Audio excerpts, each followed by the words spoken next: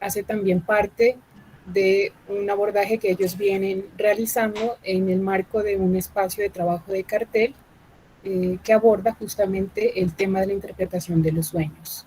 Entonces, bueno, les damos la bienvenida a ellos también y les damos la palabra. Omar, tienes la palabra.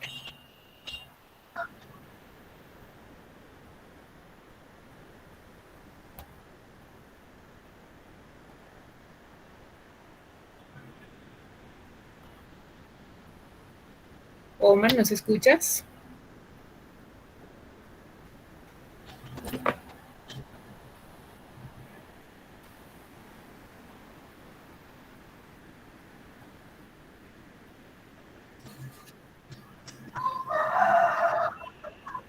¿Está la conexión? Omar, hola.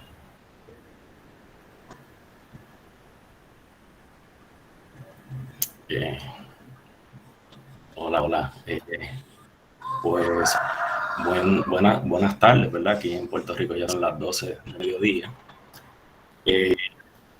Sí, ¿ustedes no escuchan? Sí, te escuchamos, Omar. Hola. Sí, te escuchamos. Sí. Adelante. Sí, Omar, tienes la palabra.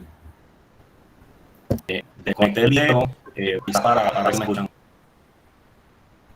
Voy a contar entonces sin video, ¿ok? Bueno, pues primero que nada agradezco al Foro de Bogotá por poder continuar con la presentación del capítulo 5 de la interpretación de los sueños, que lleva por título El material y las fuentes del sueño. A mí me toca presentar dos secciones de la parte D, que trata sobre los sueños típicos. Sería la sección A, que son los sueños de turbación por desnudez, y la sección Y, ¿verdad? Que son otros sueños típicos. Bueno, pues, Cielo, ¿tú vas a poner la presentación? Okay. Sí. Sí, por favor.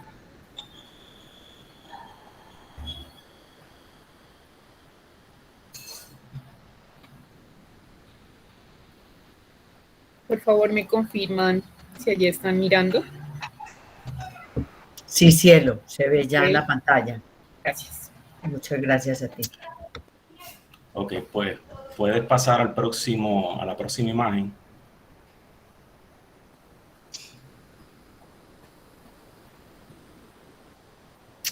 Bueno, pues entonces, pues en la parte D, Freud comienza con una introducción en la que plantea que para poder interpretar los sueños, el soñante tiene que revelar los pensamientos inconscientes o pensamientos oníricos que se vinculan con el contenido onírico. El contenido onírico sería el material o los elementos del que partirán los pensamientos y asociaciones del soñante. Sería, ¿verdad? El contenido onírico sería el sueño en sí.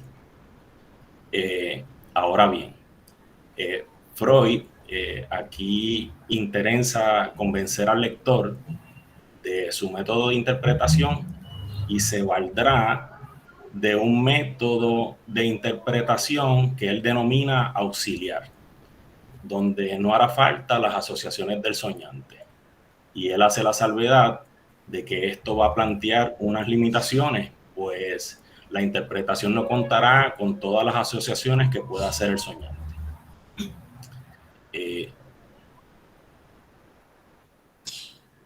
Para ello recurre a dos sueños que denomina como típicos. Y entonces estos sueños él plantea, ¿verdad? Las características serían que son sueños que casi todos han soñado del mismo modo. Y aunque hay variaciones de contexto, los sueños brotan de las mismas fuentes. Por tanto, Freud supone que deben tener el mismo significado y les aplicará el método de interpretación que ha venido elaborando. El primero de los sueños es el sueño de turbación por desnudez, y estos sueños se caracterizan por el soñante encontrarse en la escena del sueño desnudos o con poca ropa en presencia de extraños, lo que produce una intensa vergüenza y turbación en el soñante. El soñante quiere escapar u ocultarse, pero sufre una extraña inhibición. El soñante no se puede mover y se siente impotente para modificar la situación penosa. Los extraños, a su vez, son indiferentes ante la desnudez del soñante y muestran un ceremonioso embaramiento. Yo, ¿verdad?, busqué palabras para dar cuenta, ¿verdad?, sinónimos de embaramiento, y entonces encontré que es algo así como un entumecimiento, un embotamiento o un adormecimiento. Ahora bien, esto, ¿verdad?, plantea Freud que es una contradicción, porque lo adecuado sería que los extraños miren a las personas con asombro, o se rían o se muestren indignados. Y Freud va entonces a hacer una interpretación de ese sueño típico, que sería la próxima. Ok. Freud propone, en primer lugar, que es el cumplimiento de deseo lo que opera para que los extraños no reaccionen molestos y en su lugar reaccionen aletargados. Ahora bien, este sueño, según Freud, remite a las vivencias de la primera infancia. Recordemos que en la primera infancia fue el tiempo en que nos veían sin ropa y no nos avergonzábamos de nuestra desnudez. Incluso hay niños, no sé si han observado, ¿verdad?, que cuando están sin ropa se muestran de manera enérgica. Entonces Freud menciona que este tipo de sueño típico es un sueño de exhibición.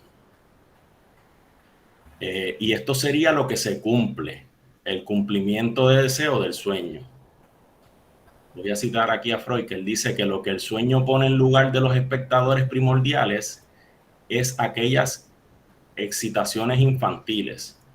Son muchas personas extrañas que no hacen caso del espectáculo que se les ofrece. Es precisamente el opuesto del deseo de aquellas personas originales a quienes se les ofrece el desnudamiento. Entonces Freud pasa a dar cuenta de ciertos síntomas que se pueden vincular a este asunto de la desnudez, y entre ellos está, ¿verdad?, por la vía de la perversión sería el exhibicionismo, que implica la repetición de este impulso infantil de mostrarse desnudo en la adultez. Por la vía de la neurosis, él menciona las historias infantiles de algunos neuróticos, donde desnudarse frente a niños del otro sexo cumple importante papel. Y sobre, ¿verdad?, sobre la paranoia, que me parece también que eso en la neurosis se da como algún tipo de rasgo paranoico. Cuando el sujeto siente que es mirado, cuando se viste o se desviste o se está sin ropa. Entonces luego Freud pasa a dar cuenta de dos modalidades en que puede observar estos asuntos de la desnudez. Uno de ellos es un cuento y un mito. Voy a presentar primero el cuento, que se titula El vestido nuevo del emperador, de Andersen. Este cuento trata de dos impostores que tejen un vestido para el emperador, visible solo para los súbditos buenos y fieles, e invisible para el resto.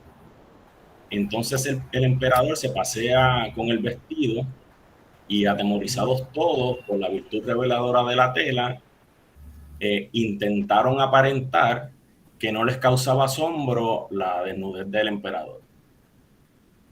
Sobre esto, Freud hace unas interpretaciones que sería... y entonces él menciona que el cuento contiene los elementos del sueño de desnudez y a la vez elabora y a la vez elaboraciones o tendencias moralizantes. Esto último, ¿verdad?, de las tendencias moralizantes, es contrario a la interpretación de los sueños propuesta por Freud. Él dice que en este cuento hay unos elementos, ¿verdad?, que serían, en el caso de los sueños, el contenido onírico, que implica la desnudez del emperador, que sería en este caso el soñante. También está el asombro inhibido de los súbditos al verlo desnudo. Pero entonces, digamos que el recurso del autor va a dar cuenta de unas tendencias moralizantes. Y entonces, en este caso, los impostores, que son estos personajes que inventan un traje que permite discernir a los súbditos buenos de los malos, pero el contenido del cuento admite observar los deseos de desnudez no permitidos o sacrificados a la represión. Por esto Freud menciona que el contenido onírico no entendido proporcionó una incitación para inventar un modo de vestimenta dentro del cual adquiere pleno sentido la situación que se presenta al recuerdo. Así, se quita su significado originario, que sería la exhibición, y se la pone al servicio de fines ajenos o morales, ¿no? Ese malentendido del contenido onírico se produce las más de las veces por la actividad mental consciente de un segundo sistema psíquico, que remite, ese segundo sistema psíquico remite a la instauración del Edipo. Factor que para la configuración definitiva del sueño. Luego Freud da cuenta de un mito para elaborar el asunto de la desnudez, y es el mito de Adán y Eva en el paraíso terrenal. Esto es un pasaje de las religiones abramaicas que explican el origen de la humanidad. Pues, ¿verdad? Yo creo que la mayoría de nosotros saben que en este mito Adán y Eva andaban desnudos y todo en el paraíso era felicidad, hasta que la serpiente los convence y comen de la fruta prohibida y por primera vez sienten vergüenza de su desnudez. Esto, ¿verdad?, esto siguiente me llama la atención, porque entonces Dios dice que a partir de ahí el ser humano ha llegado a ser como uno de nosotros, pues tiene conocimiento del bien y el mal. Sobre la interpretación de ese mito, para Freud, la infancia es un momento que está desprovisto de vergüenza, y por eso es que nos aparece como un paraíso. Y el paraíso mismo no es más que la fantasía colectiva de la infancia del individuo, donde podían haber otras personas desnudas y no se avergonzaban unos de los otros. Hasta el momento, ¿verdad?, que ya entonces sería en la instauración del Edipo, donde despierta la vergüenza y la angustia, y ellos son expulsados de allí, y entonces, ¿verdad?, comienza la vida sexual, las responsabilidades y el trabajo de la cultura. Bueno, hasta aquí el sueño de turbación por desnudez. Entonces ahora voy a pasar a la sección de otros sueños típicos. Voy a trabajar dos sueños. Uno de ellos es el sueño de vuelo de gozo o caída con sentimiento de angustia. Y en este Freud menciona que estos son sueños que se relacionan con juegos de movimiento. Bueno, ¿verdad? Para dar cuenta de lo que es el sueño de gozo y caída con sentimientos de angustia, pues es uno soñar, ¿verdad? Que sentir que se está cayendo. Y, ¿verdad? Los efectos a nivel somático de eso. Entonces, Freud dice que se trata de juegos de movimiento y entre esos juegos se encuentran, pues, mecerse en la hamaca, el sube y baja. Y entonces también cuando los adultos hacen volar a los niños o los levantan, ¿verdad? Los levantan y los bajan, que sienten esa sensación de vértigo. Sobre la interpretación, Freud dice que son sueños que generan estímulos corporales internos asociados con el placer de órganos. Freud utiliza el ejemplo de una joven médico que le mencionó que en su infancia los movimientos descendentes al columpiarse le provocaba una rara sensación en sus genitales que significó como una sensación placentera.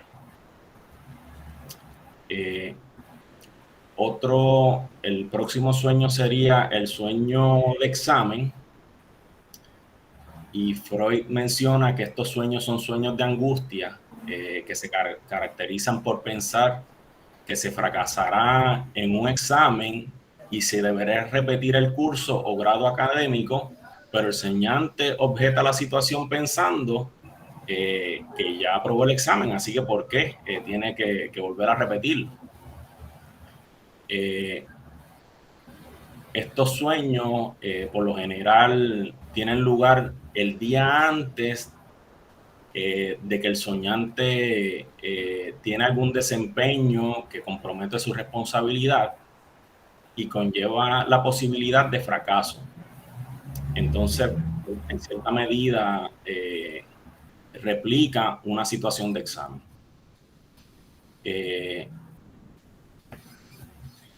Sobre la interpretación, Freud menciona que estos sueños se producen por los recuerdos imborrables de los castigos que sufrimos en la niñez, por las faltas que cometimos y los condensa en una frase.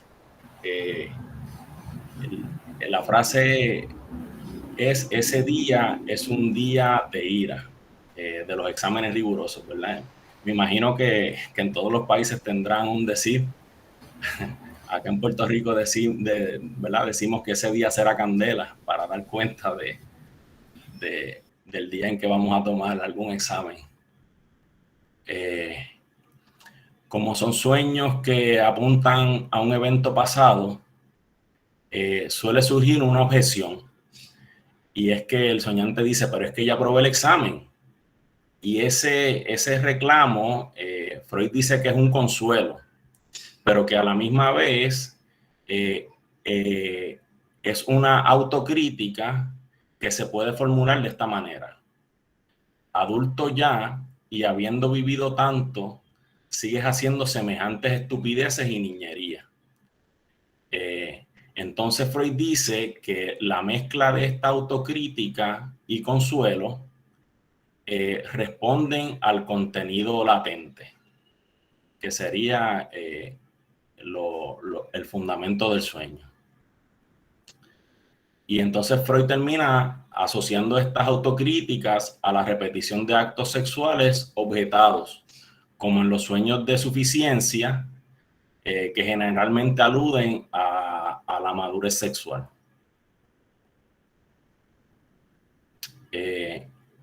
Pues entonces sobre mi trabajo de cartel, ya está aquí, ¿verdad? Sería la presentación sobre mi trabajo de cartel. En el cartel de la interpretación de los sueños, yo escogí el tema que titulé Entre mitología y sueños, apuntes desde la teoría psicoanalítica. ¿Y por qué es que escogí este tema? Pues porque me llama la atención las semejanzas que tiene la cosmogonía mitológica con los sueños ¿verdad? Entendiendo a la cosmogonía como la narración mítica o modelos que pretenden explicar lo que el sujeto siente y ve desde su propia verdad subjetiva y colectiva. También me llamó la atención que el mes pasado la persona que estaba moderando el espacio, cuando estaban presentando los compañeros, hizo mención de un sueño que para él parecía una mitología. ¿Verdad? No recuerdo bien el resto de lo que comentó, pero también si nos fijamos a la inversa, las narrativas mitológicas evidentemente también parecen sueños. Pues parte del contenido no tiene cabida en la realidad objetiva. Entonces, si nos fijamos, por ejemplo, en el mito de Adán y Eva, en el paraíso, no opera la ley y por eso se pueden satisfacer todas las necesidades sin objeciones. En ese caso, todo es felicidad. Y me parece que esto es un ejemplo mitológico de lo que Freud conceptualizó como el primer sistema psíquico, ¿verdad? Que digámoslo así, que responde a lo preedípico, donde el niño es absolutamente egoísta. La vergüenza, que en el mito entra en función luego de conocerse como violador de un precepto al comer la fruta prohibida, da lugar a un segundo sistema psíquico que se instaura a partir del Edipo. Sería lo que en la neurosis obsesiva opera y se exalta a la hipermoralidad. Entonces, como sabemos, en los sueños de turbación por desnudez se encuentran estos elementos y se diferencian en que en la interpretación que hace Freud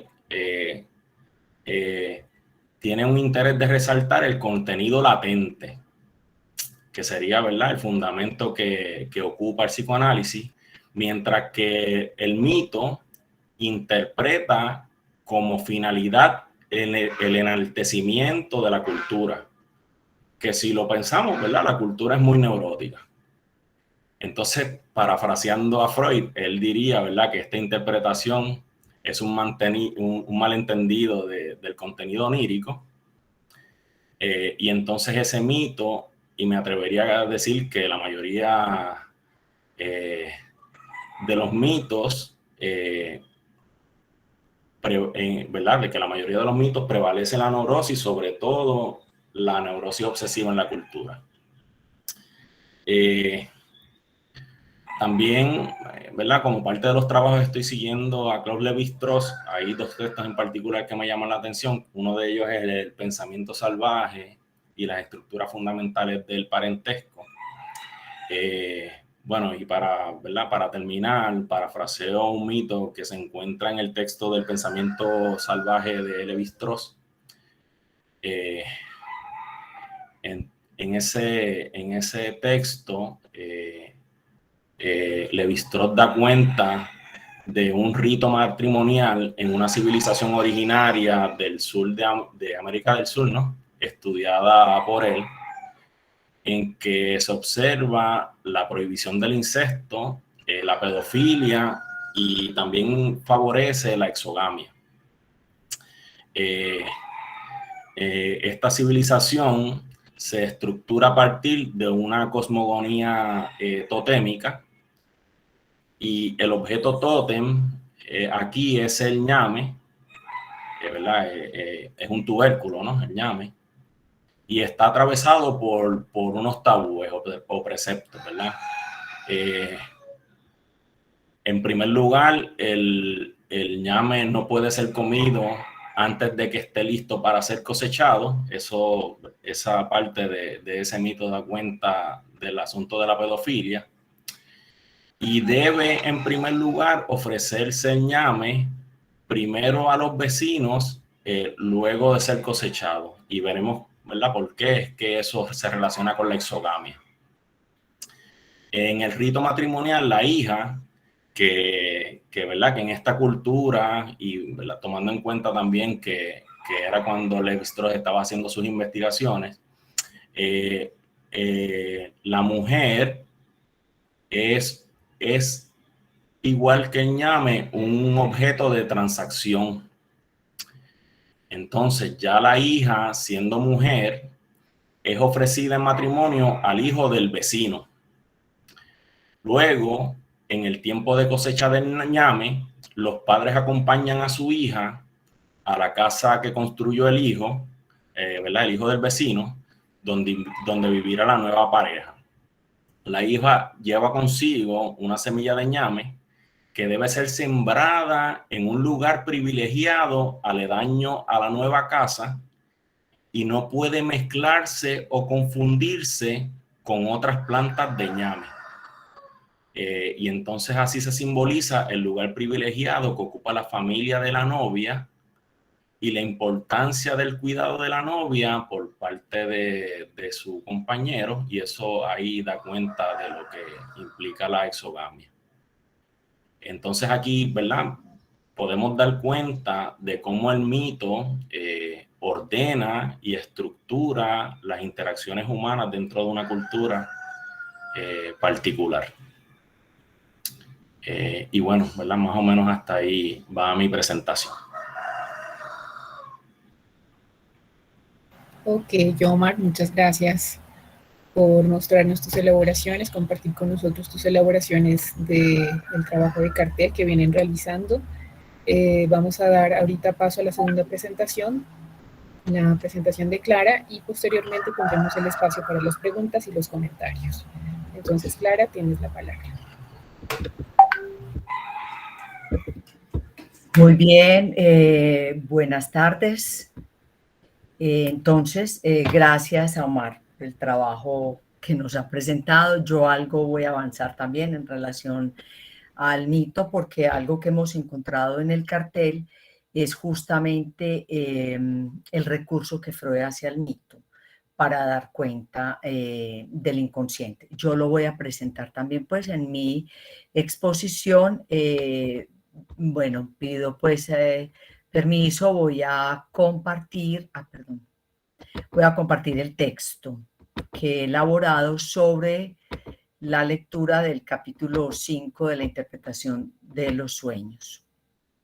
Bueno, el capítulo 5 de la interpretación de los sueños se llama sobre las fuentes del material onírico. Yo le puse otro título, espérenme, voy a cerrar acá para que leamos solamente el texto. Yo puse un título, lo titulé "Lo que el estudio de las fuentes latentes nos revelan sobre la naturaleza del inconsciente". Esto es lo que puse como título yo. Agradezco en primer lugar al Foro de Bogotá, a los asistentes, y recuerdo que este texto que expondré es elaborado en el contexto de mi trabajo en un cartel con 4 colegas de Puerto Rico, entre ellos Omar Peña, quien viene de exponernos su lectura de una parte de este capítulo. En principio les ubico los contenidos, ya Omar lo había hecho, pero Freud en la interpretación, en este capítulo que llama Material y Fuente de los Sueños, él trabaja los siguientes temas: lo reciente y lo indiferente en el sueño, lo infantil como fuente onírica, que creo que es el problema central que vamos a encontrar en el desarrollo que les voy a presentar, las fuentes oníricas somáticas y lo que él llama los sueños típicos, que es de lo que nos hemos venido ocupando en esta sesión. El sueño de avergonzamiento ante la propia desnudez, sueño de muerte de personas queridas, otros sueños típicos, el sueño de examen, así como los sueños en que volamos. Ese es el material que Freud trata en este capítulo. Tal como lo presenta Freud, su objetivo en este capítulo es trabajar para desentrañar el enigma que subyace a los contenidos manifiestos, es decir, explorar las fuentes latentes. Lo grafico más o menos de la siguiente manera, es decir, lo que los pacientes y lo que cada uno de nosotros como soñante tiene generalmente de su sueño, de su actividad onírica, es un contenido manifiesto o el relato del sueño. Pero Freud no se confía en el relato simplemente del sueño, porque sabe que ese relato obedece a unas fuentes inconscientes que en ese tiempo, recuerden que estamos en 1900, Freud lo llama contenido latente o mociones de deseo inconsciente. También lo llama pensamientos oníricos. Esto lo destaco porque para Freud el pensamiento no corresponde a la susodicha razón cartesiana, sino que el pensamiento es siempre inconsciente. Muy bien. Ahora bien, voy a ocuparme en este momento de la particularidad del apartado en el cual se ocupa de los sueños de la muerte de seres queridos, expuesto casi al final del capítulo, porque la indagación sobre los pensamientos oníricos latentes, como él los llama, que subyacen a ese contenido de los sueños, los lleva a encontrar elementos estructurales y estructurantes del inconsciente. No hay que olvidar que Freud está dando cuenta de eso de manera precisa en ese momento. Está definiendo la especificidad epistemológica del inconsciente, sexualidad y muerte. Y de allí es llevado a encontrar en los mitos y en la tragedia un fundamento esencial, no solo de cómo se constituye el sujeto, sino también cómo esto estructura los procesos culturales y le añade un factor esencial, la trayectoria del análisis. Lo cito. Yo voy a comentar la versión de la interpretación de los sueños que está en Luis López Ballesteros, la versión que aparece en 3 tomos. Así que las páginas que verán cuando lo cito corresponden a esa versión de la obra de Freud. Entonces dice, la acción de la tragedia se halla constituida exclusivamente por el descubrimiento paulatino y retardado con supremo arte, proceso comparable al de un psicoanálisis, de que Edipo es el asesino de Layo y al mismo tiempo su hijo y el de Yocasta. Horrorizado ante los crímenes que sin saberlo ha cometido, Edipo se arranca los ojos y huye de su patria. La predicción del oráculo se ha cumplido. Mientras que el poeta extrae a la luz en el proceso de investigación que constituye el desarrollo de su obra, la culpa de Edipo, nos obliga a una introspección en la que descubrimos que aquellos impulsos infantiles existen todavía en nosotros, aunque reprimidos. Y las palabras con que el coro pone fin a la obra, lo cito textualmente, miradle, es Edipo, el que resolvió los intrincados enigmas y ejerció el más alto poder, aquel cuya felicidad ensalzaban y envidiaban todos los ciudadanos. Vedle sumirse en las crueles olas del destino fatal. Estas palabras hieren nuestro orgullo de adultos que nos hace creernos lejos ya de nuestra niñez y muy avanzados por los caminos de la sabiduría y del dominio espiritual. Como Edipo, vivimos en la ignorancia de aquellos deseos inmorales que la naturaleza nos ha impuesto y al descubrirlos quisiéramos apartar la vista de las escenas de nuestra infancia. Hasta ahí la cita de Freud. De la página 507, como les dije, de la versión de López Ballesteros, Biblioteca Nueva. Volveré sobre esto al final de mi exposición, pero lo dejo ya planteado a modo de entrada contundente y sugestiva.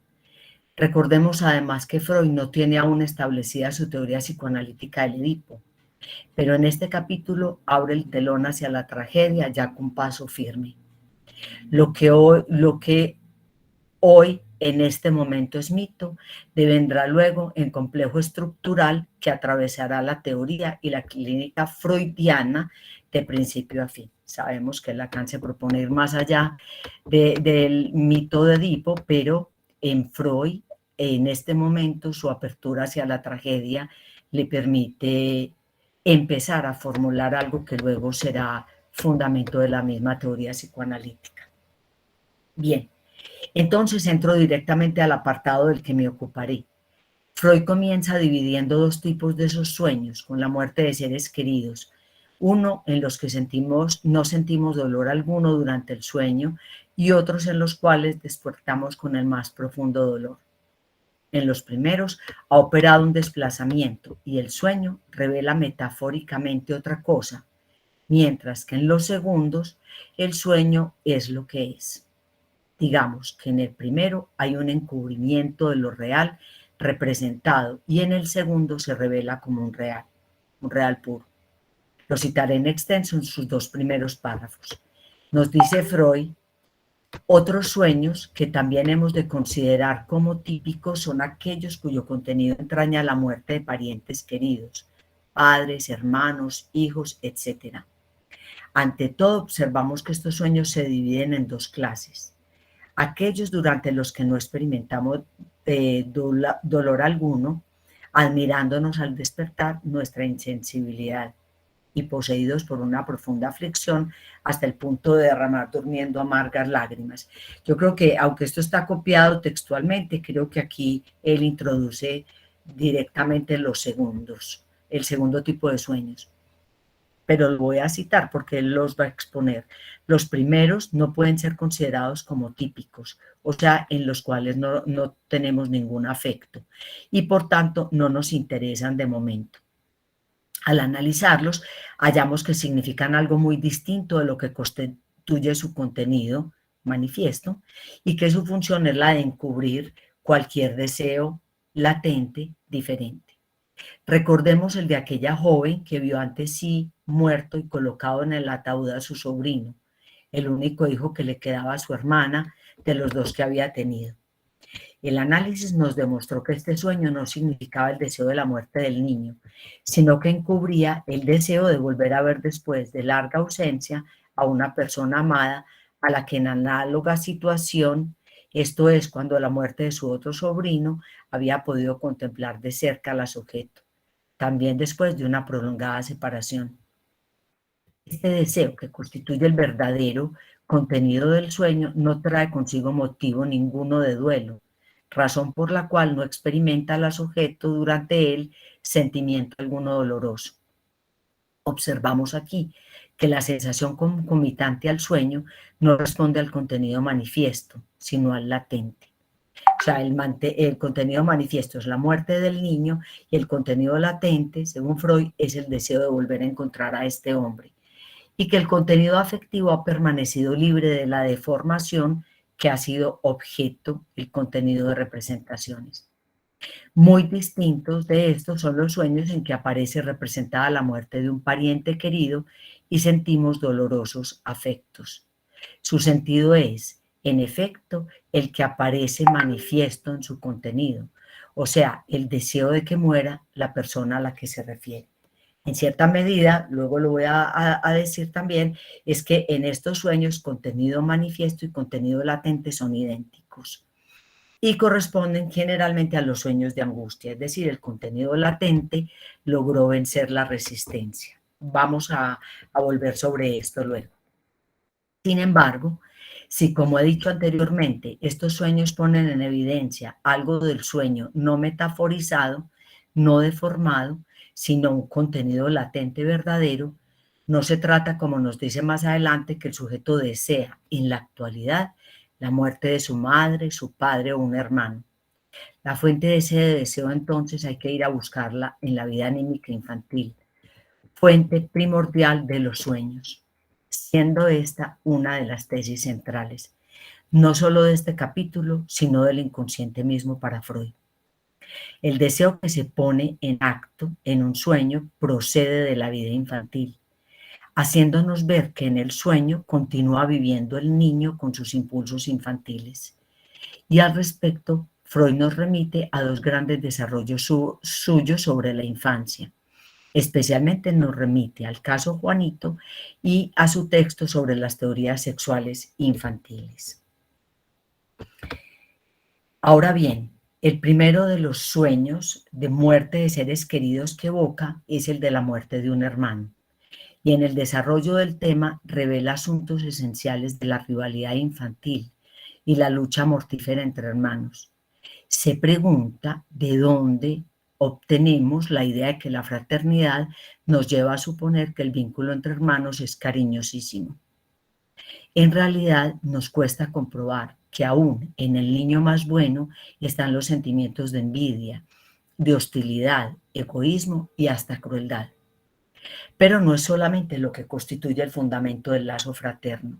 Freud nos permite ver al mismo tiempo que a este periodo amoral del niño le sobreviene luego una fuerte contracarga moral, una reacción moral de la que se derivarán sentimientos de compasión, de altruismo, que en muchas ocasiones son los que aparecen en el sueño. Muchas personas que en la actualidad aman a sus hermanos y experimentarían un profundo dolor ante su muerte, llevan en su inconsciente deseos hostiles a ellos procedentes de épocas anteriores, y estos deseos pueden hallar en los sueños su realización. Una cita de la página 500.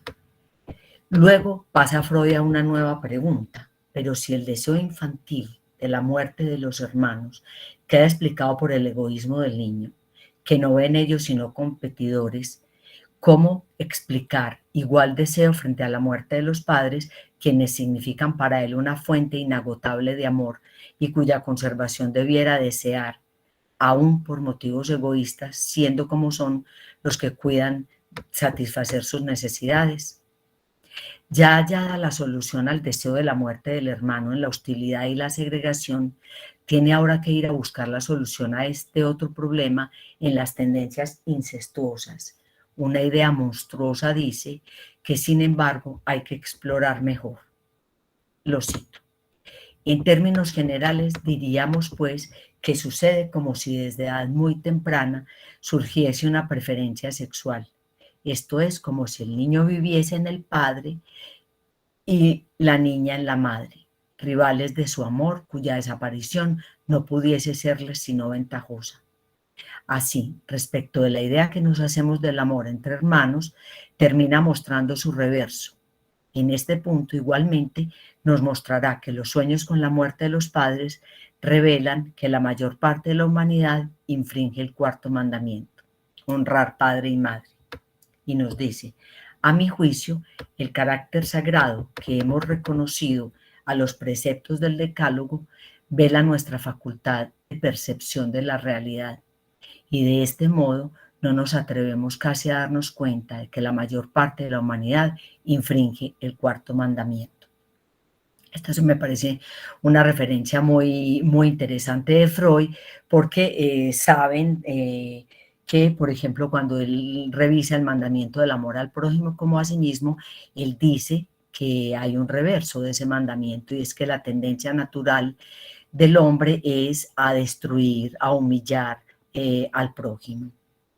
Entonces, Freud piensa que los mandamientos se necesitan porque ellos se oponen a la corriente inconsciente que les es contraria. Bueno, y en una nota de 1925 agrega, la situación a menudo se oscurece por la emergencia de un impulso autopunitivo que amenaza al soñante mediante una reacción moral, con la pérdida de los padres amados, y entonces introduce ahí un nuevo factor en esta estructura, que es el de la culpabilidad. De allí el paso a la mitología como recurso de argumentación. Traigo una cita que la encontrarán en la traducción de Strachey, que dice, en la escena grandiosa del mito son las fuerzas del alma las que actúan. Destaco de manera particular el recurso al mito para tratar la emergencia de esa fuerza monstruosa que nos cuesta aceptar, y en eso Freud es enfático.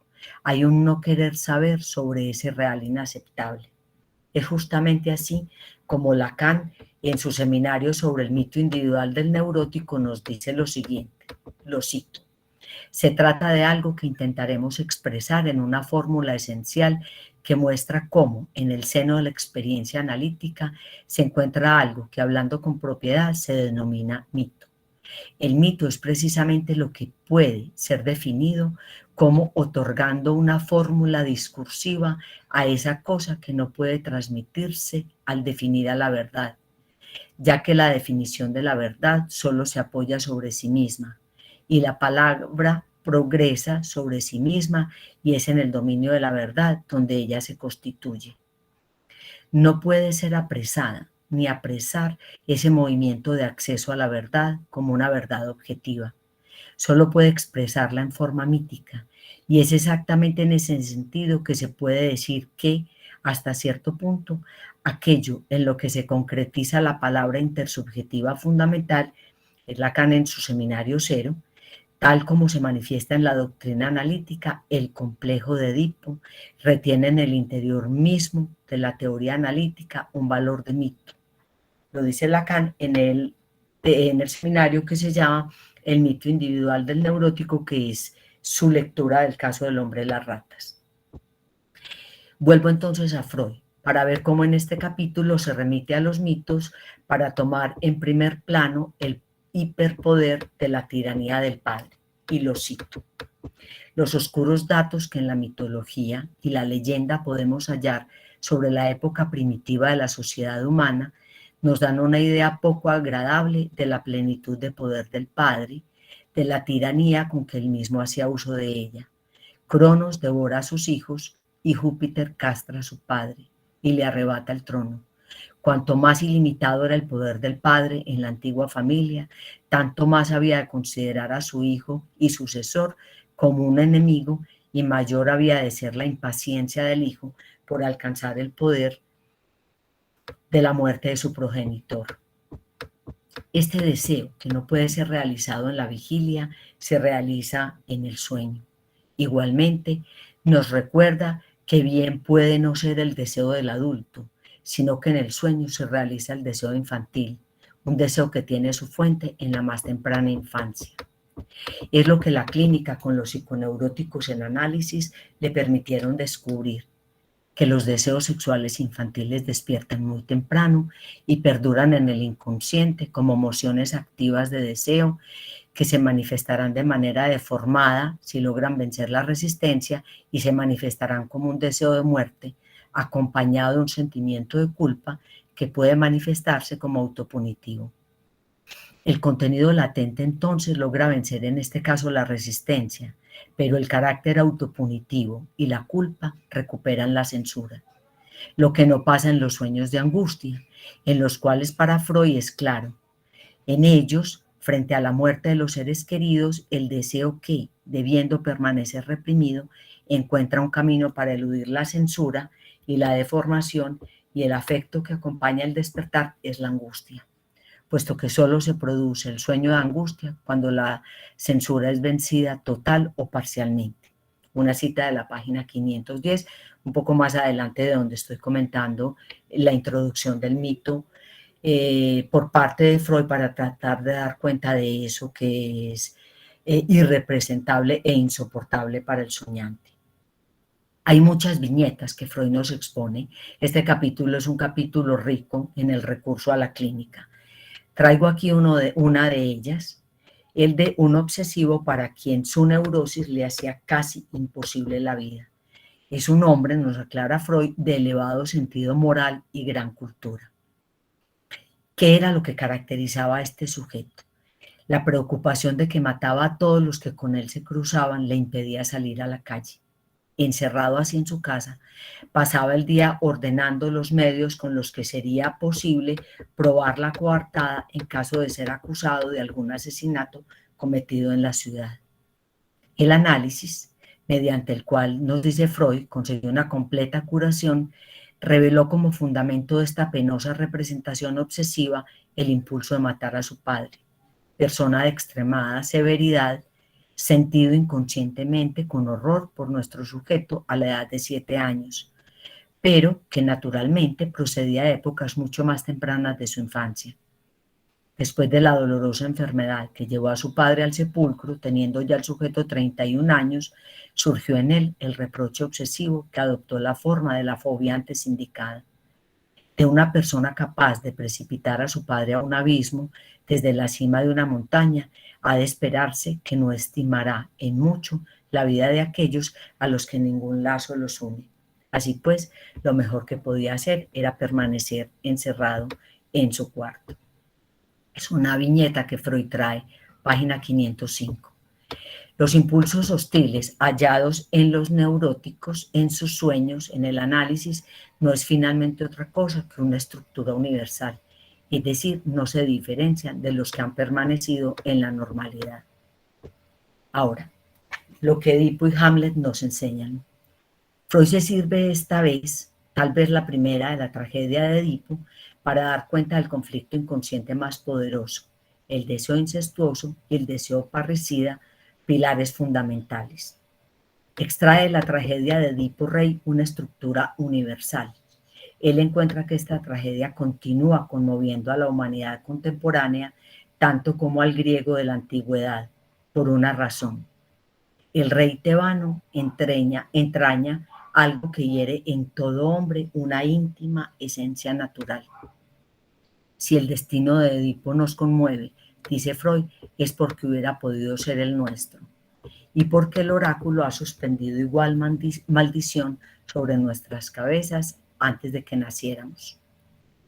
Quizás nos estaba reservado a todos dirigir hacia nuestra madre nuestro primer impulso sexual y hacia nuestro padre el primer sentimiento de odio y el primer deseo destructor. Nuestros sueños testimonian de ello. El rey Edipo, que ha matado a su padre y tomado a su madre en matrimonio, no es sino la realización de nuestros deseos infantiles. Pero, más dichosos que él, nos ha sido posible en épocas posteriores a la infancia y en tanto en cuanto no hemos contraído una psiconeurosis, desviar de nuestra madre nuestros impulsos sexuales y olvidar los celos que el padre nos inspiró. Ante aquellas personas que han llegado a una realización de tales deseos infantiles, retrocedemos horrorizados con toda la energía del elevado montante de represión que sobre los mismos se ha acumulado en nuestra infancia. Tengo que aclarar que esta que acabo de leer es una cita textual.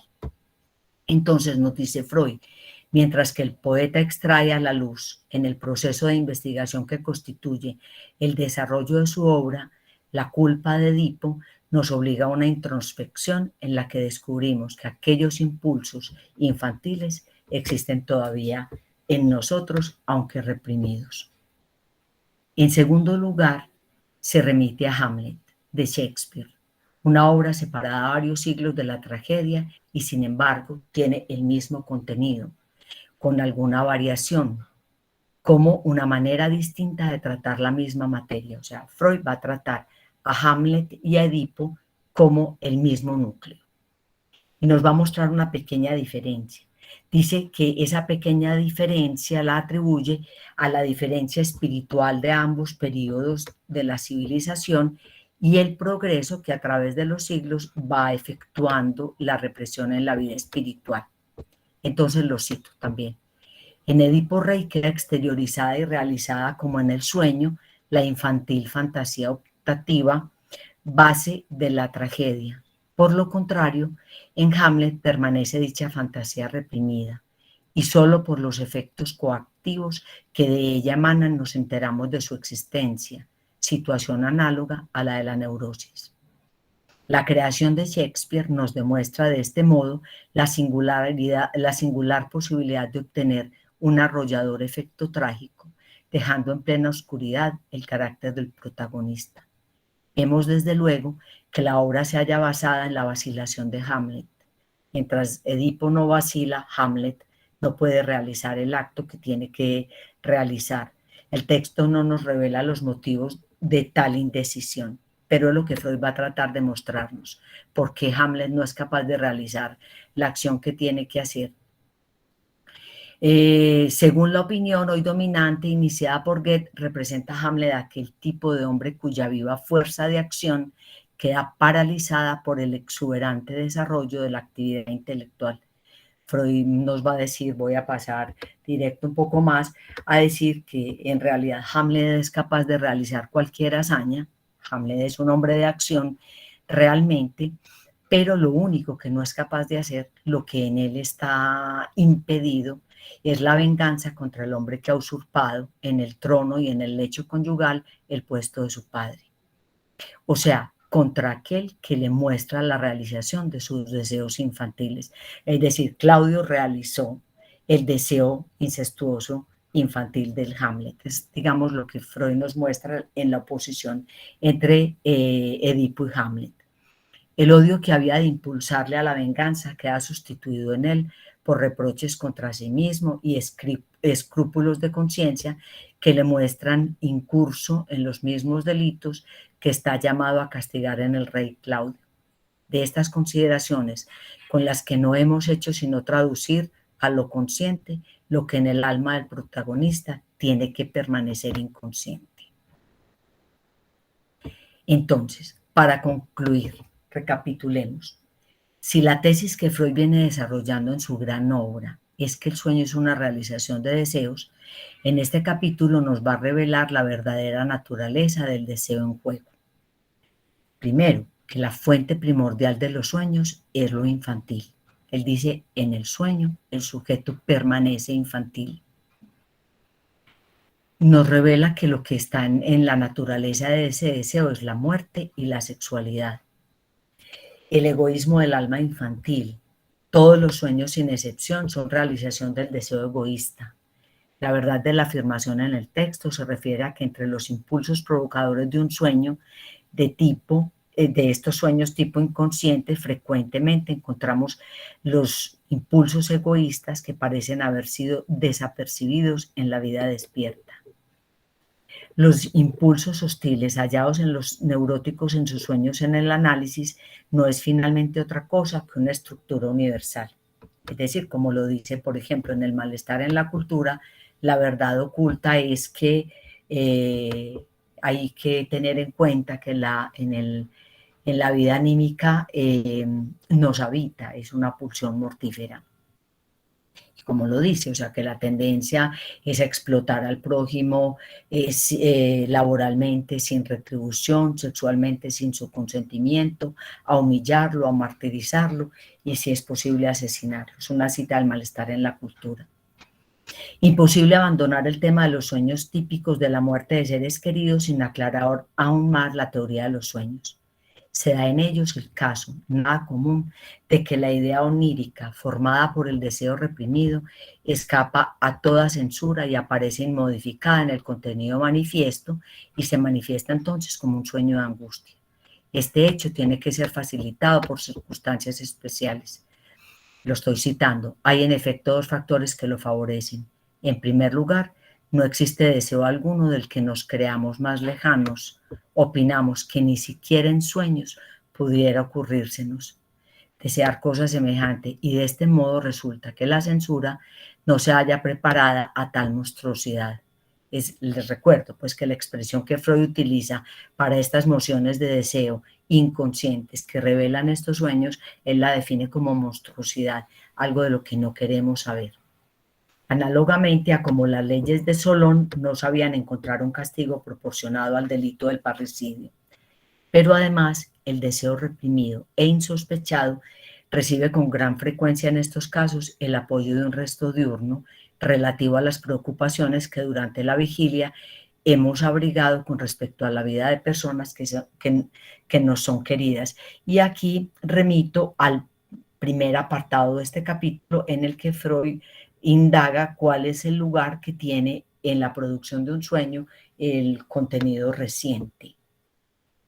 Esta preocupación no puede llegar a incluirse en un sueño sirviéndose del deseo de igual sentido, el cual puede a su vez disfrazarse bajo la apariencia de la preocupación que nos ha embargado durante el día. No queda pues ahora la menor duda de qué es lo que Freud nos ha revelado sobre lo que subyace a los contenidos manifiestos en el sueño. Lo más radical de nuestra condición, el odio, la envidia, los celos, el deseo, sí, pero el deseo como deseo de muerte del otro, el hermano, el prójimo, pero también el deseo parricida y el deseo incestuoso. Y en ello lo que encuentra es nuestra condición, la condición misma de Edipo. Cito finalmente, traigo nuevamente una cita que les traje al comienzo. Pedle sumirse en las crueles olas del destino fatal. Estas palabras hieren nuestro orgullo de adultos que nos hace creernos lejos ya de nuestra niñez y muy avanzados por los caminos de la sabiduría y del dominio espiritual. Como Edipo, vivimos en la ignorancia de aquellos deseos. Muchas gracias. Bien, Clara, muchas gracias a Clara y a Omar por los trabajos que nos presentan. Yo veo ahí, bueno, como que, sobre todo por el último comentario que nos hacía Omar, pareciera que los trabajos se articulan por un lado, y es un poco este elemento que traen de la función de la mitología, ¿no? O del mito. Del mito. Para demostrar o dar cuenta de algo de la estructura, ¿no? Del sujeto del inconsciente. Vemos a Freud y a Lacan incluso también, ¿no? Echar mano un poco de esos personajes de la mitología para poder abordar algo de lo propio del inconsciente. Bueno, y también pues lo que ustedes nos traen, que tendría que ver con las particularidades que presentan los sueños típicos, ¿no? De manera más específica, tanto en el trabajo de Clara como en el trabajo de Omar. Bueno, vamos a dar paso a la parte de las preguntas y de los comentarios. Mientras se anima, bueno, recuerden que pueden levantar la manito o utilizar el chat también. Mientras se animan las personas a generar sus preguntas o hacer sus comentarios, yo tenía una pregunta en relación justamente a esta cuestión de los sueños típicos, porque lo que yo veo es que hay algo, ¿no? Ahí de común que aparece en estos sueños, de cómo están estructurados, de cómo están constituidos. Y lo que pareciera que Freud trae como elemento que insiste en la constitución de los sueños típicos es, ya lo decía un poco Omar en la parte de la presentación que él nos mostraba, que están soñados del mismo modo, ¿no? Tienen una construcción, digamos, que se repite, pero cuando yo leía toda esta parte de este capítulo, a mí esa parte me generaba un poco de contradicción, porque me parecía por un lado que Freud, en parte de su trabajo de la interpretación, viene mostrando también que hay, digamos, que siempre estará en juego algo de la singularidad del sujeto en cómo se construye el sueño, ¿no? Es decir, incluso, ¿no? de estas fuentes del sueño que son, por ejemplo, los restos diurnos, cómo esos restos diurnos incluso entran de una manera particular de acuerdo a lo que viene de la determinación del inconsciente para cada sujeto. Pero a mí lo que me parecía extraño y contradictorio es que acá en los sueños típicos él muestra que como si esos sueños, me parece a mí que es como si agotaran la posibilidad de otra interpretación más singular del sujeto, ¿sí? Como si tuvieran una interpretación más fija, no sé, tal vez si de esa manera podría como clarificar un poco la pregunta que tengo, porque me preguntaba si siempre, si de algún modo, claro, los sueños típicos estarían dando cuenta de la satisfacción de un deseo, ¿cierto? Donde la fuente tendría que ver básicamente con la cuestión de la infancia, ¿no? Pero entonces la pregunta ahí es, yo me preguntaba si finalmente esos sueños también, por ejemplo, bajo transferencia no se podrían modificar. Porque si se trata de algún modo de que hay un contenido que es, digamos que el deseo que estaría detrás de la construcción de esos sueños sería algo común para todos, es más o menos como yo lo entiendo. Me pregunto si eso, por ejemplo, llevado en el plano de la transferencia, no podría de algún modo modificarse, ¿no? Con las diferentes variaciones que eso podría tomar, porque sabemos de hecho que los sueños o las pesadillas, por ejemplo, logran como lograr esos movimientos, ¿no? Esos giros, variaciones dentro del análisis. Esa es como la pregunta que tenía, no sé ustedes qué piensan sobre si es posible o no modificar esto que Freud muestra como lo común o lo que insiste para todos los sujetos en los sueños típicos. Bueno, por acá hay dos preguntas, una de Esteban Villota y una de Patricia Muñoz. Bueno, Esteban, tienes la palabra. Bueno, muchas gracias. Gracias, Cielo. Gracias, Clara y Omar, por sus trabajos. Yo tengo una pregunta para Clara, porque su trabajo trajo cierta cuestión que me parece muy interesante, que es sobre las normas morales. Entonces, usted dice que hay algunas normas morales que buscan oponerse a las tendencias inconscientes. ¿Sí? Bueno, la primera pregunta es, ¿En qué texto de Freud podemos encontrar esta cuestión?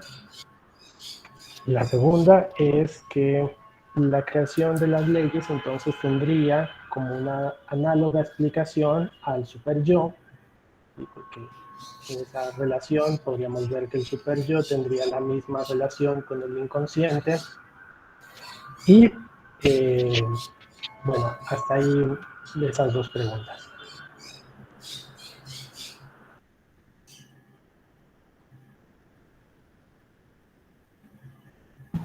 ¿Les parece si tomamos la tercera pregunta de Patricia y posteriormente pasamos a las respuestas?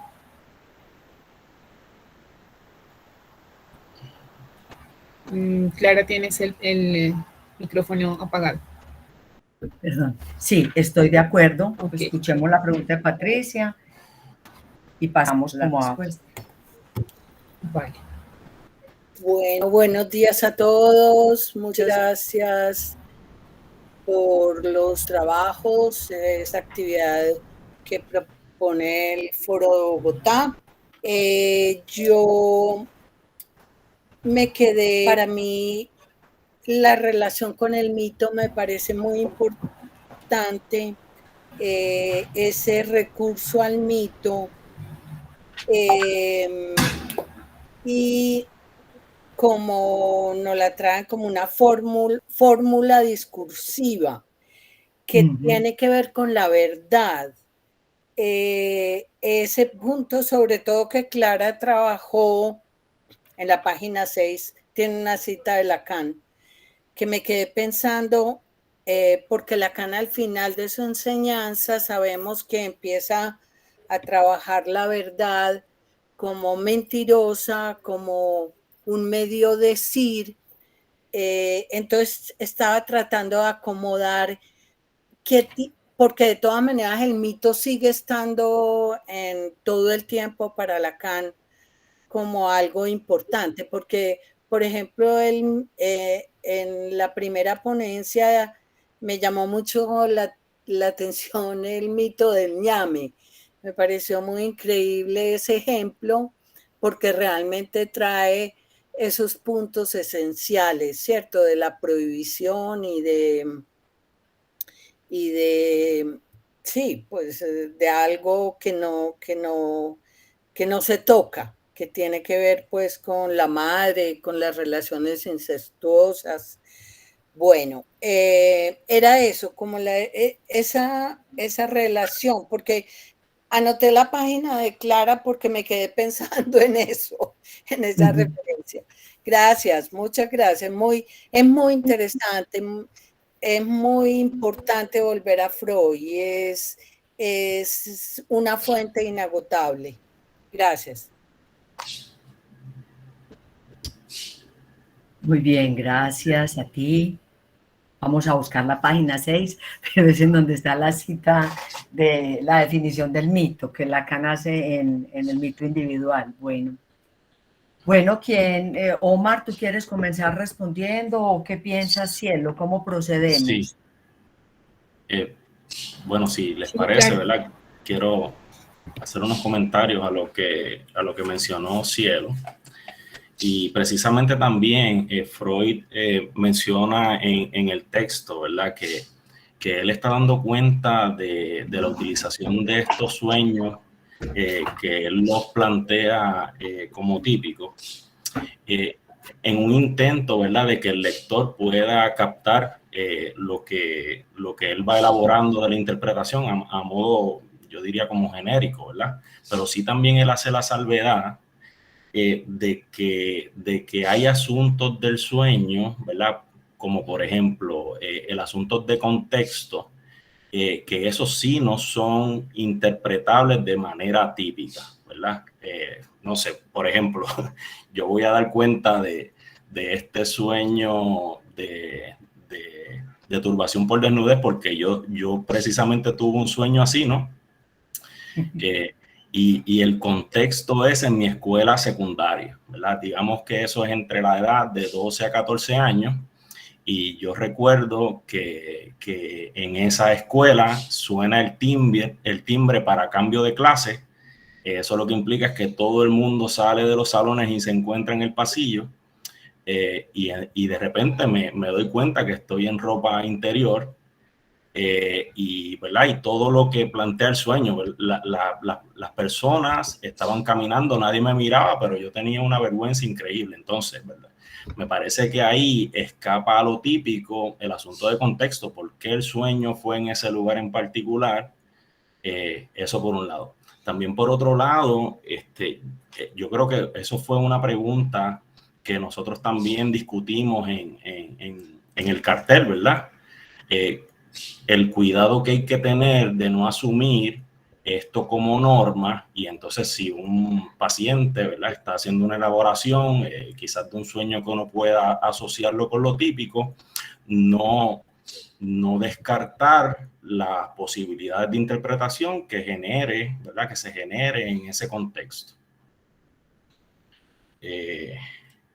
Pues más o menos por ahí.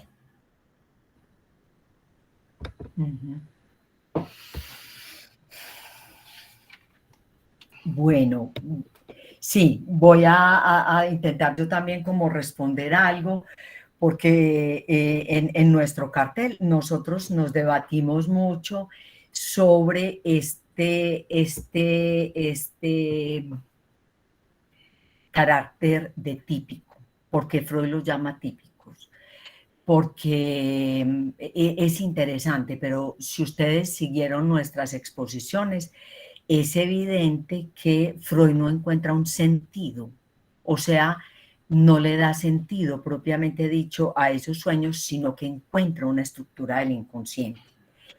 Y como yo lo decía también en mi texto, estamos en 1900, Freud dice que el psicoanálisis ve la luz del día, nace a partir de esta obra. Freud más que, o sea, los sueños para Freud son un medio para dar cuenta de cómo se constituye el inconsciente, algo que Freud mismo está explorando. Entonces, es verdad que Freud encuentra el inconsciente universal en el sentido de algo que es de estructura para el inconsciente. Yo diría que la estructura tiene que ver con lo que leí en la recapitulación, es decir, que el inconsciente es siempre infantil, que los sueños son siempre realización de deseo, que los sueños, que los deseos que los sueños realizan son deseos de los que no queremos saber, que están reprimidos y que probablemente deben permanecer reprimidos para que podamos soportar nuestra existencia.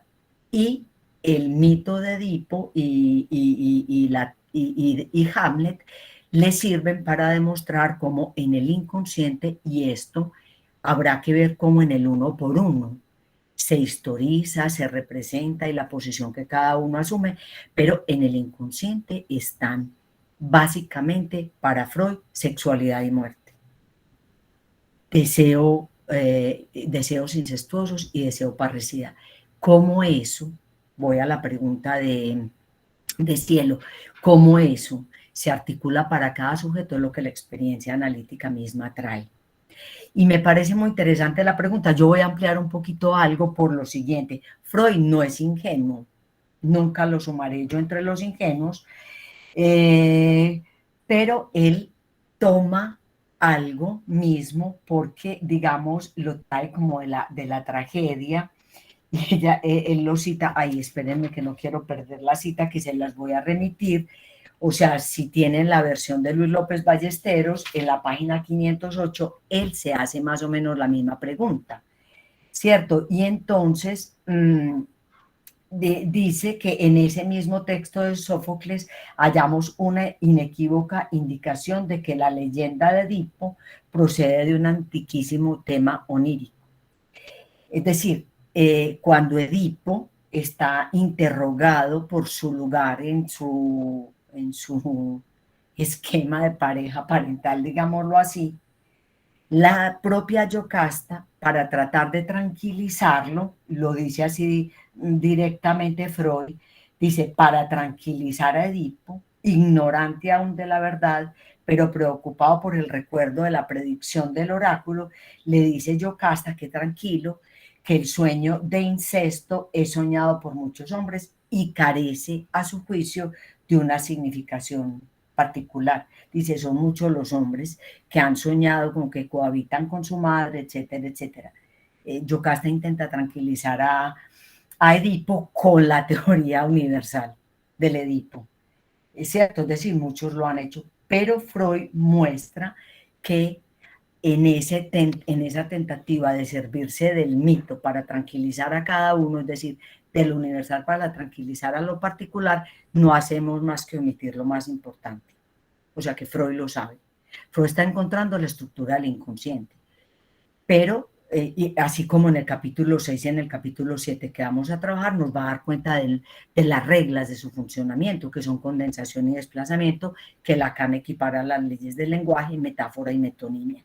Entonces, Freud sabe que hay algo del orden de lo universal, que el mito permite transmitir, de lo imposible de decir, de lo horroroso, de lo insoportable, el mito lo permite transmitir, pero no de ninguna manera evita lo que cada uno tiene que decir al respecto. Entonces yo creo que lo que más bien Cielo nos señala es una tensión esencial entre lo que hace estructura en el inconsciente y lo singular en cada caso. Y en lo que dije que me iba a extender un poquito más, es porque hay una conferencia que dictó Colette Soler en Buenos Aires hace muy poco, en la que ella nos dice, para terminar, que ella tiene una preocupación. Y les voy a decir cuál es la preocupación, si la encuentro así rápido, porque tomé la nota. Ella dice más o menos lo siguiente, ella dice que ha encontrado un efecto paradójico, y es que hemos admitido en nuestra doxa de los incurables, los intratables y lo indecible, digámoslo así con Freud en este momento, lo horroroso de lo que no queremos saber, y dice, hemos tomado acta del llamado impasse sexual, y volvimos tan familiar eso, que de una manera tan satisfactoria que nos dispensamos de analizar la singularidad del caso por caso. Es decir, ella nos hace una advertencia, que además me parece terrible, es como que dejamos de ser psicoanalistas, porque, bueno, hay un real, es imposible, la relación sexual no existe, no hay proporción sexual, y con el mito de Edipo, es la ley universal, etcétera, etcétera, y con eso nos dispensamos del caso por caso. Entonces yo creo que más bien el llamado de la pregunta de Cielo es a saber tramitar la tensión que hay entre lo que es universal en el sentido de la estructura, del incesto, de la ley del incesto, de la prohibición del incesto, de la prohibición del parricidio, muerte y sexualidad como lo que estructura el inconsciente, por un lado, y por el otro lado, cómo eso es tramitado por cada sujeto de manera singular. Bueno, es lo que puedo decir como hasta este punto. Esteban, ¿me recuerdas la primera parte de tu pregunta? Sí, era que hay morales, Uh-huh. que hay normas morales que buscan oponerse a las tendencias inconscientes. Ah, bueno. Es la lectura que Freud hace de los mandamientos, que me parece muy interesante, porque en este texto dice la mayor parte de la humanidad desacata el cuarto mandamiento, que es honrar padre y madre, ¿cierto? Y lo trae justamente en donde está mostrando que los sueños de la muerte de los padres revela una verdad del inconsciente. Y yo traje como un complemento de esa reflexión, la reflexión que él hace en el capítulo 5, el malestar en la cultura, que es sobre el amor al prójimo, y Freud lo que hace es analizar el mandamiento del amor al prójimo a sí mismo.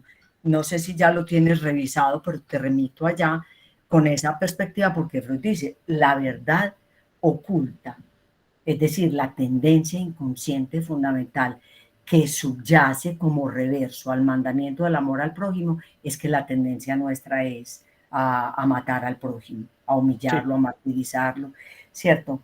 Bueno, esa sería como una, él lo llama los mandamientos o las normas morales, pero las normas morales él no las trabaja como provenientes de la cultura, sino como provenientes de la censura misma que el sujeto hace cuando no quiere saber esto. Entonces, por ejemplo, el caso del que su deseo era la muerte de su padre, no puede ni siquiera salir a la calle porque si desea matar a su padre, se imagina que puede matar a cualquiera en la calle. Esa es una viñeta de este capítulo, que la trata a partir del obsesivo, pero trae otras viñetas también en relación a eso, como la culpa o el carácter autopunitivo en el sueño se revela como con un contenido moral que refuerza la censura, ¿cierto? Si el deseo de muerte del otro logra vencer la censura, la culpabilidad o el carácter autopunitivo o un síntoma o una fobia, como en este caso, sirven de regulación o de censura pues para el sujeto, para el soñante. Bueno, la otra, ¿cómo era?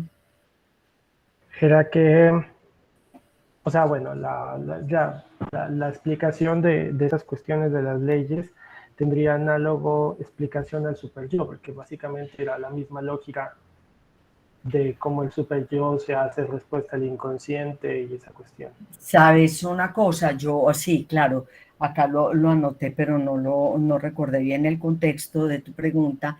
Yo creo que el superyo para Freud no es lo mismo que la censura en este primer tiempo. Porque recordemos, estamos en 1900 y yo creo que las grandes elaboraciones de Freud sobre el superyo vienen en los años 30. ¿Cierto? Entonces aquí tenemos la moción de censura, que digamos es una contracarga del inconsciente mismo, ¿cierto? El inconsciente produce una moción de deseo que la censura como contracarga ataja, vía la deformación onírica, vía la manifestación metafórica, vía cualquiera de las formas de la figuración, o si la logra vencer, aparece la angustia. Entonces yo creo que no es necesario introducir aquí todavía la noción del super yo, porque Freud aquí se defiende con la noción de censura, que opera como carga contra carga. Además, por un asunto muy importante, es porque el super yo para Freud no es moral. El super yo para Freud no es heredero de la cultura. El super yo para Freud es una porción de la pulsión de muerte vuelta contra el yo. Entonces nos implicaría un problema adicional para trabajar, me parece, no sé qué piensas. Pero no es aquí la noción de super yo, no está todavía para Freud vista de ninguna manera. Es una defensa, llamémoslo así. Porque una de las definiciones... Qué pena, ¿puedo seguir preguntando? Cielo. O levanto la mano. Cielo, ¿qué piensas? Que sí. Bueno, Esteban volvió a levantar la mano. Esteban. Sí, Esteban. Gracias. Entonces, porque una de las definiciones de Freud sobre el superyo era la cuestión de que venía como resultado de la crianza, de las cuestiones de los padres. No, pero yo creo que hay que leer el capítulo 7 y 8 del malestar en la cultura para darse cuenta que esa no es la tesis freudiana del malestar, del superyo. Del superyo. Que es muy interesante, pues, no sé, pues nos extenderíamos mucho, pero creo que puedes revisar ese capítulo 7 del malestar en la cultura. Listo, gracias. Bueno, bueno, y Patricia volvió a levantar la mano. Patricia volvió a levantar la mano, pero... Sí, porque yo realmente no es necesario que me respondan la pregunta que hice ahora. Lo que quiero en este momento es retomar, pues, eso que hablaste, que dice Freud, de la monstruosidad, que me parece muy importante, como todo lo humano esencialmente tiene ese fondo de el amor al prójimo. El humus. Sí, exacto, el humus. Pero no es necesario, pues es solamente un comentario. Gracias. No, gracias a ti, porque Patri, tus dos intervenciones me parece que están estrechamente relacionadas. O sea, lo que Freud llama la verdad aquí y que para él es monstruosa, es decir, es irrepresentable, y por eso recurres al mito, es eso, es lo que no queremos saber de nuestra naturaleza, ¿cierto? Y por eso recurre a unos mitos en los que estos dos hombres, el uno realiza como una prohibición fundamental y el otro se ve inhibido para realizar la que tendría que hacer, ¿cierto? Porque legalmente Hamlet debería vengar la muerte de su padre asesinando a Claudio y no lo puede hacer. Y lo que Freud muestra es que estos dos mitos tratan la misma verdad, que es el parricidio.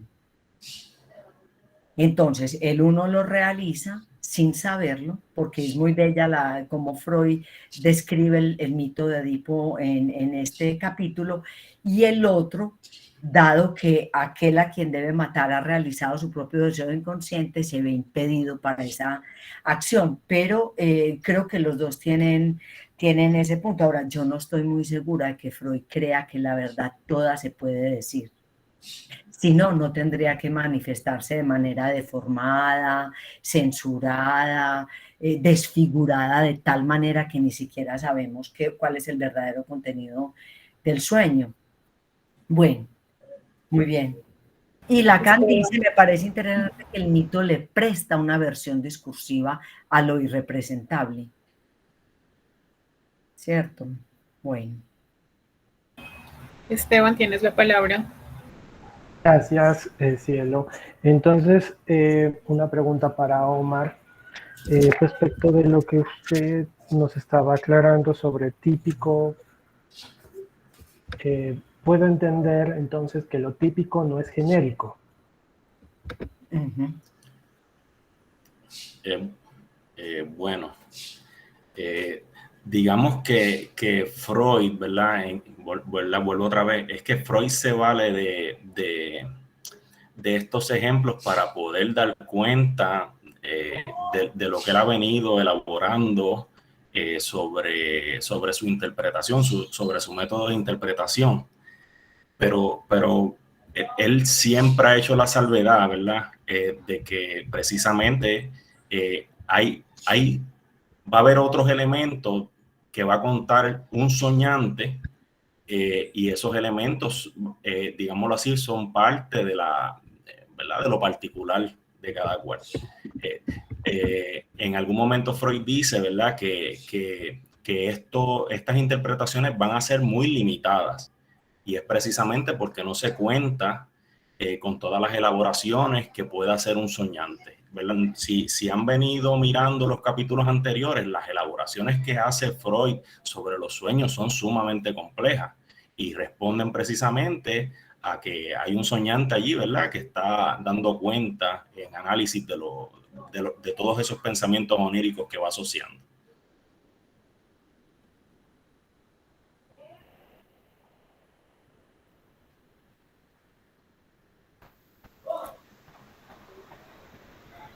Bueno, no sé si alguien más tiene alguna otra pregunta que quiera formular, algún comentario, alguna inquietud sobre todo lo que se abordó durante esta mañana.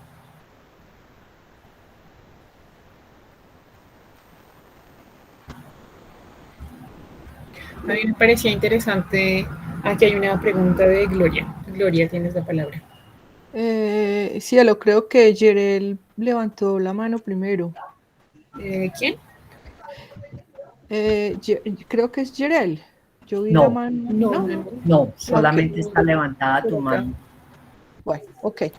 Bueno, no, pues gracias por los trabajos y quería es como si pudieran ustedes decir algo sobre, porque bueno, hemos hecho mención en todo este intercambio de ideas al tema del deseo inconsciente, ¿no es cierto? Que está en el centro pues del trabajo de ese texto de Freud, pero si pudieran ustedes decir algo los expositores sobre el asunto del goce, ¿sí? Como una categoría pues que vamos a encontrar con Lacan, o sea, como qué hay del goce ahí, qué hay de lo que después conoceremos como el goce en Lacan, en las elaboraciones de Freud sobre lo infantil como fundamento del sueño.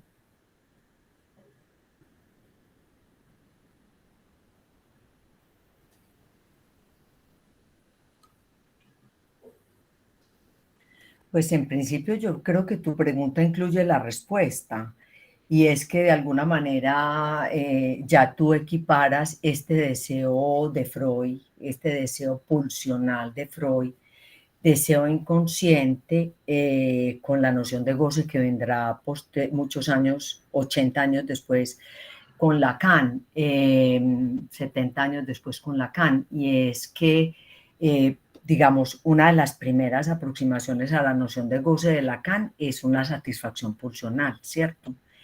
Y creo que lo que Freud está aquí batallando por construir, inventando, es precisamente cómo se satisface la pulsión, por qué vías se satisface la pulsión a través de los mecanismos del inconsciente. Como decía, que es lo que vamos a trabajar en los capítulos 6 y en el capítulo 7 de la interpretación de los sueños. Hay una afirmación que a mí me parece interesante, Gloria, yo no sé, pues te propongo esto, que es una afirmación que está separada con 80 años de diferencia, pero yo encuentro en ella una fórmula como idéntica, digámoslo así, y es que Freud desde 1895 dice que hay unas emociones sexuales que son intraducibles, unas vivencias de satisfacción sexual infantiles que son intraducibles en imágenes verbales. Lo dice en carta 46. Y 70 años después, Lacan habla del goce como innombrable. Entonces, me parece que hay algo del orden de ese núcleo del inconsciente, que se puede llamar así el núcleo del inconsciente, que para Freud es el ombligo del sueño, ¿cierto? Es decir, un núcleo en el que no hay sino emoción pulsional, que no tienen representación, que son intramitables en imágenes verbales. De hecho, después lo va a llamar lo no reprimido del inconsciente, ¿cierto? Es decir, a donde no tenemos ninguna posibilidad de acceder. Y me parece que podría como equiparar ese exceso de sexualidad intraducible en imágenes verbales con este goce innombrable que Lacan dirá en sus años 70. No sé qué piensas, porque esa es tu pregunta, pero creo que se podría como pensar por esa vía, se me ocurre. El goce mortífero también. Y ahí tendríamos que pensar algo en relación a la pregunta de Cielo. Es un goce de lo singular. Y Freud no se atiene a la teoría del Edipo, que no es su teoría todavía, ¿cierto? Él echa mano de ella en este capítulo, pero todavía Freud no tiene una teoría psicoanalítica freudiana del Edipo. Y sin embargo le interesa es cómo cada viñeta la trae precisamente para mostrar la singularidad de cómo eso estructural, no lo llamemos universal ni general, sino cómo eso estructural y estructurante se tramita en cada caso. Es como lo que se me ocurre. Gloria, ¿qué piensas? Sí, sí, lo que encuentro es que cuando, pues, el concepto de deseo inconsciente que es central aquí en este texto, él arrastra el goce pulsional. Tú lo estás planteando ahí. Lo que quería o que yo me preguntaba es que, bueno, Lacan lo formula como dos conceptos, ¿no? El deseo inconsciente y la categoría del goce. Entonces, pues que van imbrincados y que, y bueno, es esto, cómo arrastra, cómo el deseo ahí circula, ¿no? Esa aspiración a la satisfacción pulsional.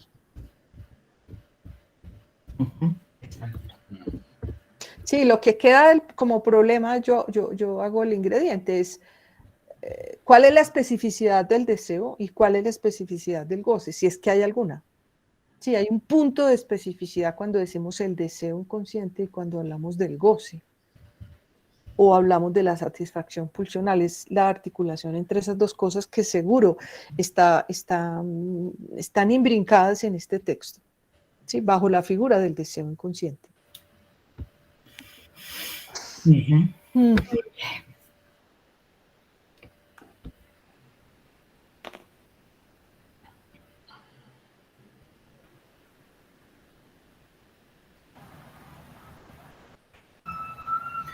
Bueno, pues no se registran más preguntas ni comentarios. No sé si alguien, alguno de los participantes, Clara, Omar, quieren agregar algo más de lo abordado o pues damos por terminada la sesión de hoy.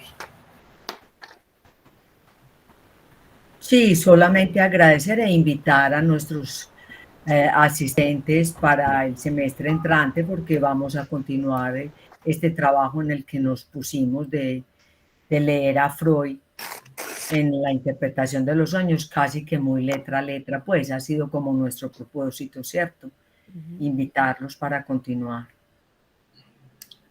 Sí, bueno, de mi parte agradecer, ¿no? por la oportunidad y también, ¿verdad? El asunto de pertenecer al cartel, ¿no? Que es algo que por lo menos, ¿verdad? Me anima y me parece que a los compañeros, ¿no? A seguir haciendo estas elaboraciones y pensando el psicoanálisis, precisamente aquí a Freud, ¿no?